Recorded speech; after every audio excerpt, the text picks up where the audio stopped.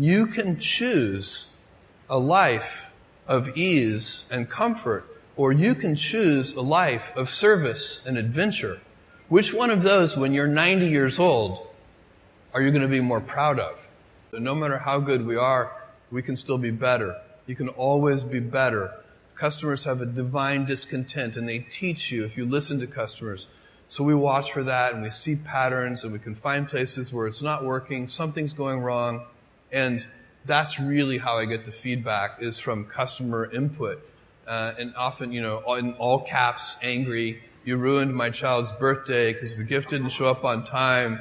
And we take that. And what you really want to do is you take that, it's an anecdote, it's a single example, but you need to find the root cause. What went wrong deep inside the system? How did this happen? Because then you can fix it for everyone, so that particular problem will never happen again. You don't just fix the symptom, you have to fix the root cause.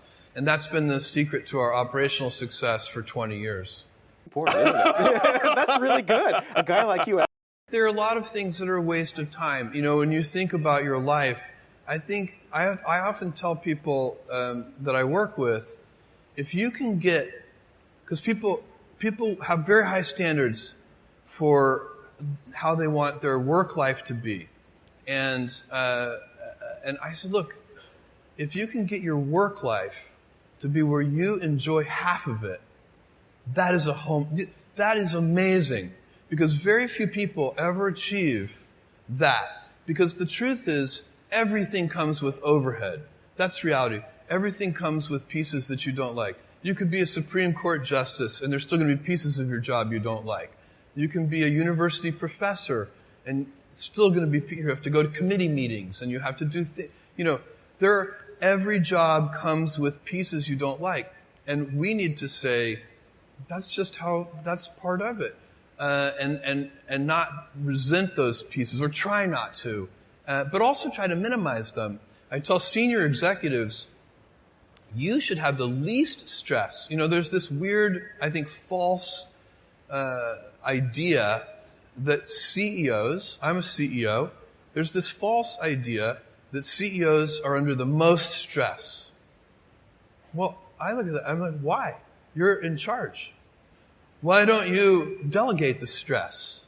It's your choice. And so you have to figure out how to set up your life in such a way that you can minimize the things. And I find people don't dislike hard work. What people dislike is being out of control. Like, they can't control their life. They can't control their environment. This happens to me when I get overscheduled.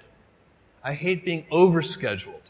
I want some time to be able to think and free myself.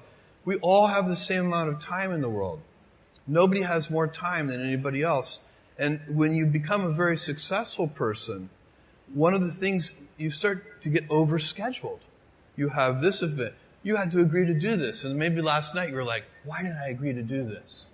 I have to go on stage tomorrow. I wish I were really with my family. And, or I hope maybe not this case. Let's say that you like this one. But in general, that kind of thing happens. And so you have to guard your time and try to stay a little bit flexible. So that's, for me, it's not a waste of time, but I like to have some freedom of movement rather than having every minute of every day scheduled. Important, isn't it? That's really good. A guy like you. So a young person starting their career, I think there are probably a lot of things. Some of them are very well known and people have heard them many times. They're still true. One of those is you should always focus on, a young person should find something that they're passionate about to do. And that's not going to surprise anyone. It's a clear thing to do. It's very hard. If you don't love your work, you're never going to be great at it. I think the other thing I would suggest to any young person, even before they start their career, is to really think about their choices. Because I find young people, and I when I was young, I made this mistake too. You can get very fixed on your gifts. So everybody has gifts. You have gifts and you have things that you didn't get gifted. Maybe you're extremely beautiful. Maybe you're extremely good at mathematics. There are a lot of things that you can be given. But those things can confuse you because they're not the things that construct your life. It's your choices that construct your life, not your gifts. You can celebrate your gifts. Be proud of them. Be happy of them. Actually, don't be proud of them. Be celebratory of them. But you can't be proud because they're gifts. They were given to you. You didn't earn them.